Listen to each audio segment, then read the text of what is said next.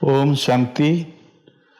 विश्व कल्याणकारी परमपिता परमात्मांकर अमृत संतान मोर आत्मिक भाई भौणी माने, मु ब्रह्मा कुमार जीवन यापन करी जो सुखटी अनुभव करुच्ची से सुखरु किछि मु कहिबाकु चाहूँगी। प्रकृत रे एई वर्ल्ड रे जेते धर्म संस्था अच्छी सबुठु प्रजापिता ब्रह्मा कुमारी ईश्वरीय विश्वविद्यालय गोटे अनन्य संस्था जहाँकि परमपिता परमात्मा शिव ताकू प्रजापिता ब्रह्मा शरीर रे आसी इटाकू 1936-37 मसीह स्थापन करिसंती। ये मोर बहुत बड़ भाग्य जे ब्रह्मा कुमारी संस्था को आसिला परे मु देखिली जे यही जीवनटा सबुठु मो पे उन्नत हब एवं मु एथिरे बहुत किछि समाज पे सेवा भी करि परिबे। ब्रह्मा कुमार जीवन रे मु जते बेले आरंभ कली मु आगुरु गोटे मेस रे रहउथली, सेठी गोटे कुकर थाए रोसईबास करिकरी दउथला, किंतु मु जते ब्रह्मा कुमार हेली प्रथमे निजे रोसई करिया पे मु गोटे घर भड़ा आग नेली। घर भड़ा नहीं आमर 9 नंबर आश्रम जो अच्छी तारी पाखरे मु घर भड़ा नहीं रही। मो पाखरे आमर देवव्रत भाई IFS सी गोटे रूम नहीं रोते, सी पाठ पढ़ुले बाणी विहार रे। तेणु आमे दी भाई रही ये ईश्वरीय विश्वविद्यालय ज्ञान विषय चर्चा भी बहुत करिछु। तेणु ये संसार रे जेते सुख अच्छी आज दुनिया रे लोकों पाखरे गाड़ी घोड़ा ये बिल्डिंग जहाँ किछि सबू रही, ये सबू क्षणिक सुख। सुंदरता प्रकृत रे परमपिता परमात्मा को पाइला परे सीए हेले सत्यम शिवम सुंदरम। बाबा आसिला परे एई मार्गरे प्रथमे प्रेरणा देकरी माता कन्या मान को आगरे रखिले, किंतु अन्य कौन सी संस्था आज पर्यंत माता कन्या को आगरे रखी नांती। तेणु स्वयं भगवान जेहेतु यही ईश्वरीय विश्वविद्यालय स्थापन कले, देखिले आज पर्यंत डोमिनांट करिकरी पुरुष माने रखिछंती नारी मानकू। तेणु सेथिपई सी आउ परमात्मा नारी मानक उपरे ज्ञानर कलश देले एवं सेही नारी संस्था आज देखंतु दीर्घ 86 वर्ष हला एते विश्व सेवा करुची, जहाद्वारा कि आपण यू कैंट इमेजिन आमर सारा विश्व रे प्राय 10 लाख भाई भौणी ब्रह्मचारिणी होकर जीवन यापन करुछंती एवं 9,000 प्राय सेवा केन्द्र रही। विश्व रे कुमार संख्या ब्रह्मचारी कुमार 50,000 रही एवं कुमारी प्राय 70,000 रही थे। आउ अधर कुमारी जो माने कि ज्ञान मार्ग रे चलुछंती, घर गृहस्थ रही कमल पुष्प तुल्य जीवन यापन करुछंती, सेमानक संख्या लक्ष लक्ष रही।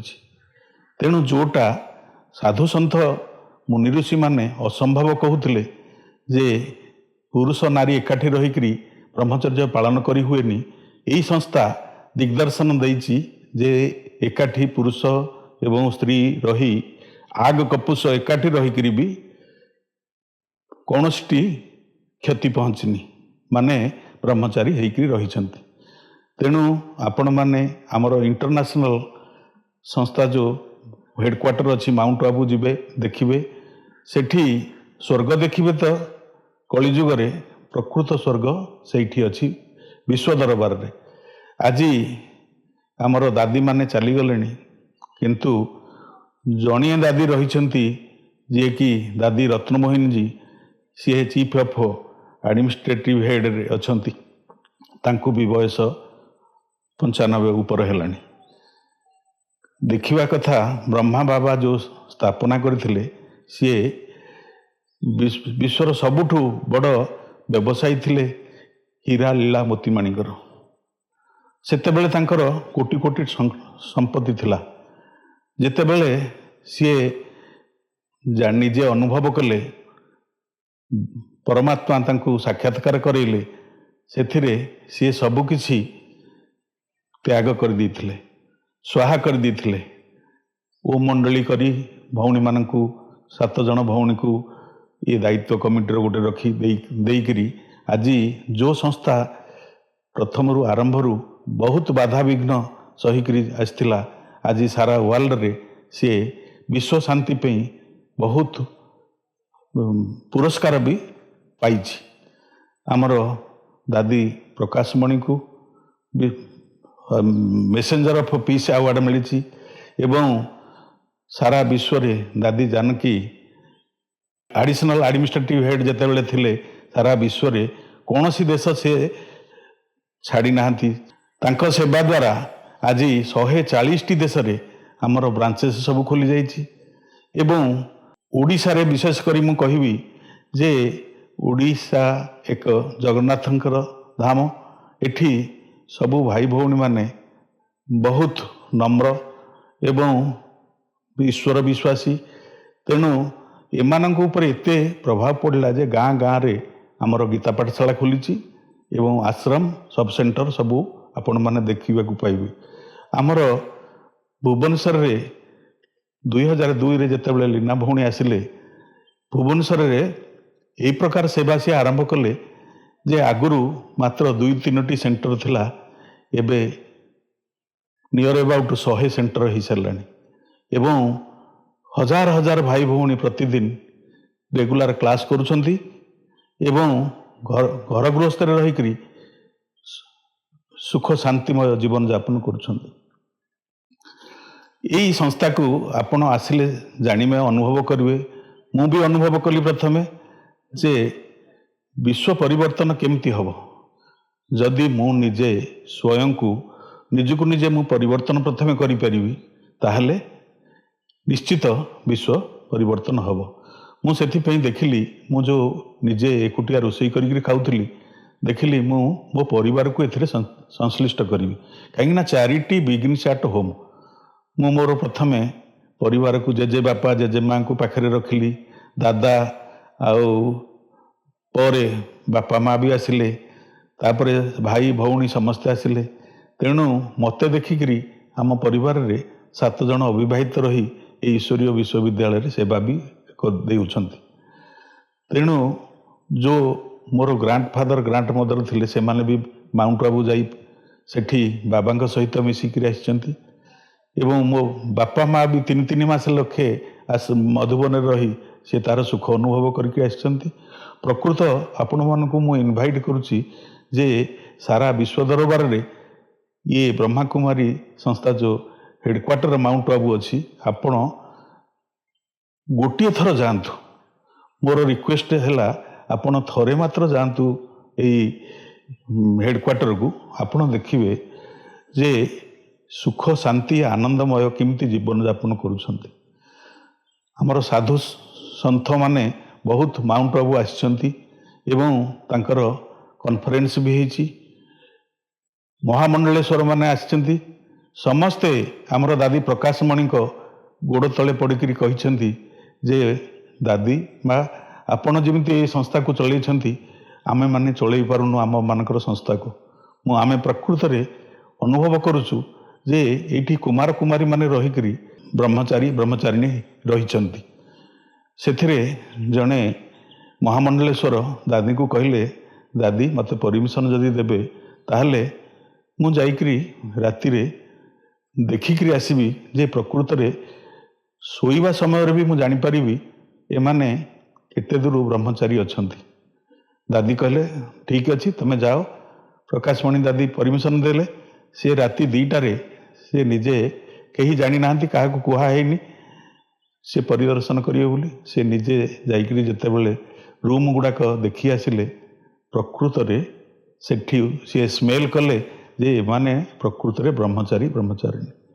ସିଏ ଯେଉଁଟା ଆଜି ପର୍ଯ୍ୟନ୍ତ ଅନୁଭବ କରିନଥିଲେ ଯେ ବ୍ରହ୍ମଚାରିଣୀରେ ଏମିତି ରହିପାରୁଛନ୍ତି ଏକାଠି ରହିକରି, ସେଇଟା ପରଦିନ ପେଣ୍ଡାଲରେ ନିଜେ दादी को कहले एवं गोड़ तले पड़ी दादी को कहले जे दादी मु हार मानिगली मु आज पर्यंत विश्वास करनथिली जे एठार भाई भौणी माने प्रकृत में ब्रह्मचर्य पालन करुछंती बोली। खाली ब्रह्मचर्य पालन कले हबनी, ये ब्रह्मचारी हेबाकू पड़िबो। ब्रह्म प्रजापिता ब्रह्मांकर जेते सबू दैवी गुण थिला सेई गुण को आमे सेटा पालन करिबा एवं आम आगरे प्रजापिता ब्रह्मा एवं मातेश्वरी जगदम्बा सरस्वती आदर्श रूपे रहिछंती। बाबा कहती जे don't see any brother any sister. जदि तमे लक्ष्य रे पहुँचवाक चाहूच ताहले आमर ये ईश्वरीय विश्वविद्यालय लक्ष्य है नर नारायण हम नारी श्रीलक्ष्मी हम। जमीती विभिन्न एम ऑब्जेक्ट नहीं पिले पाठ पढ़ुंट किए इंजीनियरिंग पढ़ुची तो गोटे जीवन पे इंजीनियरटे हो, किए मेडिकल साइंस पढ़ुची तो गोटे जीवन पे डॉक्टर हो। किंतु यही ईश्वरीय अनुष्ठान एम ऑब्जेक्ट है नर हम देवता नारी हम देवी। प्रकृत में ये जो ईश्वरीय अनुष्ठान एम ऑब्जेक्ट रही सेटा गोटे जन्मर प्राप्ति नुह 21 जन्मर प्राप्ति। तेणु गोटे जन्म भगवान आसचंती मात्र 100 वर्ष पे ये पुरुषोत्तम संगम युग जो थे कि परमात्मा अवतरण होती सेठी तार स्पानटा है मात्र 100 वर्ष। 100 वर्ष भितर आपण जहाँ कर्म करेंगे से कर्मर फल 5000 वर्ष पर्यंत भोग करेंगे। आज देखंतु जो भाई भौणी माने ये ईश्वरीय विश्वविद्यालय रे अध्ययन करुछंती से माने 3/4 सुख पाउछंती। आमर 5000 वर्षरु बाबा कहूची जे सत्य त्रेतया ये दीटा एक जुग तमे 33 कोटी देवी देवतांकर आविर्भाव थिला सी तो सुख थिला। ता बादे द्वापर जुगरे भी लास्ट पर्यंत द्वापर जुगर लास्ट पर्यंत भी आमे बहुत सुखी थिले। कली जुगर अंतिम पर्यंत भी आपण माने देखंतु जे केते सुख शांति मिलुची ये ब्रह्मा कुमारी लाइफ रे। इंद्रिय सुख पे मनीष केते खर्च करुची, किछि समय पे कोटी कोटी टंका बर्बाद कर दउची। किंतु ये ईश्वरीय विश्वविद्यालय रे राजयोग एवं ईश्वरीय ज्ञान जदि शुणिमे एवं प्रैक्टिस करिवे सेथिरे आपणकर जीवन बहुत मूल्यवान हो एवं एते भाग्यशाली आत्मा हो जे आपण चिंता करि परिबेनी। तेणु विश्व दरबार को देखैबा को हेले निजे परिवर्तन हुआ एवं निजर परिवार को परिवर्तन कर, निजर साई निजर गाँ निजर राज्य को परिवर्तन कले देश परिवर्तन हम एवं देश परिवर्तन हेले विश्व परिवर्तन हम। यही संस्थार मुझे प्रथमे बाबा को देखा करने को माउंट आबू जाइली से माउंट आबू रे सेतेबेले दादी गुलजार शरीर रे बाबा आसुथिले से अनुभव मुझे कहवाक चाहूँगी जे प्रकृत में 1981 मसीह मुझे दिल्ली रे गोटे बड़ मेला होता से भुवनेश्वर आम मात्र 6 जन जाइलु माउंट आबू रे बाबा आसते 600 जन आम भाई भौणी हो बोली पांडव भवन अंगन रे बाबा आसते से दिन 6:30 तापर दिन 7:30 पर्यंत बाबा रहिले एवं बाबा मते स्पेसिफिकाली 15 मिनिट मो सहित वार्तालाप करथिले एवं जोग दृष्टि देइथिले एवं वरदान देइथिले जे तमे बहुत जीवन रे बाबार सेवा करि परिबो एवं राइट हैंड होकर बाबार रही पारिबो। तेणु मु आज मोर यही 42 वर्ष ईश्वरीय जीवन रे अनुभव करुची जे बहुत बाबा निमित्त रखी बहुत सेवा भी करैछंती एवं बड़ बड़ वीआईपी मानकर रही सेवा होती। बहुत एमएलए एमपी बहुत विश्व दरबार रे माउंट आबू जाइछंती एवं भुवनेश्वर ईश्वरीय विश्वविद्यालय रे आसिक अनुभव भी शुणैछंती। मु एतिकी मात्र कहबी आपण मानकु मोर यही नम्र निवेदन जे आपण माने किछि समय जदि ईश्वरीय विश्वविद्यालय रे एठी କୌଣସି ଫିସ୍ ପଡ଼େନି। ତେଣୁ ଆପଣ ଘଣ୍ଟେ ଲେଖେ ଯଦି ପ୍ରତିଦିନ ଦେଇପାରିବେ ଆପଣ ଦେଖିବେ ଆପଣଙ୍କ ଜୀବନ କେତେ ସୁଖ ଶାନ୍ତି ଆନନ୍ଦ ପ୍ରେମମୟ ହେଇଯିବ। ଏଇଟା ଆପଣ ନିଜେ ଅନୁଭବ ହିଁ କଲେ ଜାଣିବେ।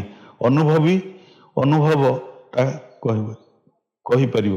ତେଣୁ ମୁଁ ଯେଉଁ ଅନୁଭବ କରିଛି ସେଇ ଅନୁଭବଟା ମୁଁ ଆପଣଙ୍କୁ କହୁଛି ମୋର ଅନୁଭୂତି ଆଧାରରେ ଯେ ମୁଁ ସର୍ବସୁଖ ଦୁନିଆର ଯେତେ ଅଛି ସେଇ ସୁଖର ପରେ ଅତୀନ୍ଦ୍ରିୟ ସୁଖ ପ୍ରାପ୍ତ କରିଛି, ଯେଉଁଟାକି ଭଗବାନଙ୍କୁ ମୁଁ ସ୍ୱତଃ ମୋ ଦିଲରେ ରଖିକିରି ମୋର ଜୀବନଯାପନ କରୁଛି।